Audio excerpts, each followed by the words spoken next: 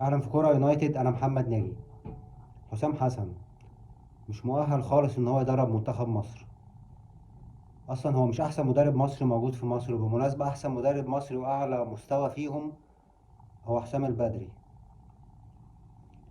فحسام حسن مش مؤهل ان هو يدرب منتخب مصر. والحكايه مش حكايه ان هو عصبي ولا ان هو بيتنرفز ولا بتاع، عادي جدا. هو مدرب، مش المفروض يبقى ملاك يعني ولا اخصائي اجتماعي. انسان ممكن يكون عنده عيوب، ممكن يكون بيتعصب، ممكن يكون هادي بارد زياده عن اللزوم، ممكن زيه زي اي بني ادم. بس في الاخر، لان دي خلي بالك دي بتتوه الموضوع وتخلي حسام حسن يقعد يقول انا عشان عصبي ولا علشان مش عارف ايه. ما احنا بنشوف مدرب الفلاني بيتعصب عادي، وبنشوف المهم مش عارف فهي دي بتتوه العملية. انما حسام حسن مش مؤهل ان هو يدرب منتخب مصر، لان هو فنيا هو مش احسن مدرب مصري اصلا. حلو الحماس والكلام ده كله مطلوب، مطلوب جدا في الكورة، مطلوب جدا جدا. وعلى فكرة حسام حسن وهو بيلعب كورة، اللي ما اتفرجش عليه وحضر حسام حسن، كان الخصوم بيخشوا فيه جامد ويضربوه ويعوروه، ما كانش بيتعصب عليهم خالص. يعني وانت مدافع العب مع حسام حسن براحتك خالص، مش هيتخانق معاك، هتلعبوا مع بعض انتوا الاتنين جامد طول الماتش. مش هيشتكي منك، مش هيتخانق معاك، مش خناقاته ما كانتش مع الخصوم خالص. انما هو حماسي زيادة عن اللزوم، حماسي زيادة عن اللزوم، ودي حاجة كويسة في الكورة واحيانا مطلوبة. انما فنيا هو مستواه ضعيف. بيبان في أدائه في الفرق اللي دربها، بيبان في تصريحاته وفهمه للكورة ووجهات نظره في الأمور اللي بتخص الكورة. هو مش أحسن مدرب مصري. كمان هو معهوش الرخصة من الكاف اللي تأهله إن هو يدرب في بطولات الكاف، فهو باعتراف الكاف هو مش مؤهل. فإزاي يمسك منتخب هو بيلعب في بطولات الكاف أصلا؟ هيروح يسعى للرخصة والكلام ده كله مش مشكلة، بس هو في الآخر مش مؤهل وما عندوش خبرة في بطولات الكاف.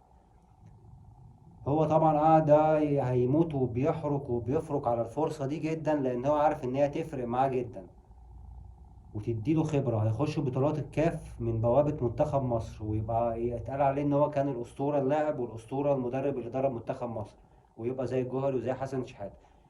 فالمستفيد الوحيد، المستفيد اللي حتى كمان على طريقة تكوينه للجهاز يعني انا شايف ان هو مش مؤهل لاسباب فنيه، ما عندوش قدره فنيه كفايه والمام كافي ان هو يدرب منتخب مصر. ممكن يقعد يحاول مع الانديه اللي في نص الجدول، ينفعهم بحماسه شويه وياخد خبرات اكتر فنيه. انما كونه اصلا فاهم ان اللعبه والتدريب هي الحماس بس، طب ما انت اصلا كده هتاخد خطوه لقدام ازاي؟ هتتعلم ازاي وهتطور نفسك فنيا ازاي؟ انت فاكرها عافيه؟ هي الكوره اصلي مش عافيه ومش دراع، مش كده خالص. كورة فيها مسائل فنية بحتة وتكتيكية معقدة جدا وحسابات استراتيجية دقيقة جدا. حسام حسن ما يقدرش عليه الصراحة. أنا بحبه جدا جدا جدا، واللعيب الصراحة هو مش من أحسن المهاجمين اللي جم في تاريخ مصر، هو من أحسن المهاجمين في تاريخ الكورة اللي الواحد شافها من ساعة ما وقع عليها. وتقول كده بالفم المليان، حسام حسن مهاجم من طراز عالمي. إنما مش مؤهل فنيا الصراحة. هو الوحيد المستفيد من الخطوة دي. المنتخب مش هيستفيد حاجة، اللعيبة مش هيستفيد حاجة. كمان هو شفناه كذا مرة بيتخانق مع اللعيبة. المدرب اللي بيتخانق مع اللعيبة ده وياخد اللعيبة خصوم ليه ويتحداهم ويبهدلهم ويحاول يقهرهم ويطلع يتكلم عنهم في التلفزيون ويتكلم عن عيوبهم ويشرح خناقاته معاهم. وقبل كده سمعوا بيقول اللعيبة بحسها في حاجة في الجو ولا واكلين حاجة، بقول لهم تعليمات بينزلوا يعملوا حاجة تانية خالص. طب ما يمكن انت اللي مش عارف تفهمهم. المدرب كويس يبقى ليه شخصية في وسط اللعيبة ويعملوا له حساب ويتحمسوا وكل حاجة، بس الكلام ده بيحصل لما بيبقى مالي عينيهم، مش بالعافية. مش بالعافية، مش هتحمسهم بالعافية. لما يقتنعوا ان المدرب ده مؤهل فعلا فنيا ويلاقوه متمكن من الشغلانة وافكاره التكتيكية قوية جدا ويستفادوا منها جدا، ساعتها يكبر في عينيهم، يبقى قد كده. حتى لو صوته واطي قوي وحتى لو هو هادي قوي، هيخافوا منه وهيحترموه وهيعملوا له حساب، لان هو كبير في عينيهم وفي قلبهم وفي عقلهم. انما انت الصوت العالي بس عامل لك حساب وانت واقف قدامي ان انا عارف، انما من ورا انا عارف ان انت اي كلام. ضعيف فنيا وملكش لازمة وما بق على الفاضي.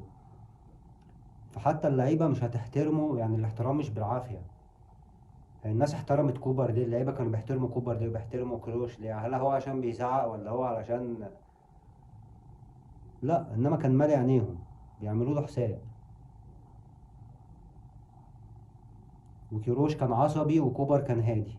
فده يوريك ان اللعيبه، لا، ان يقدر العصبي يبقى مدرب ناجح وشاطر، والهادي برضو مدرب ناجح وشاطر، واللعيبه يقدروا يعملوا حساب للاتنين لو هو جدير بكده. فاختيار سيء لحسام حسن الصراحه في تدريب منتخب مصر. شكرا. متنساش تعمل لايك وسبسكرايب للفيديو وللقناه. شكرا.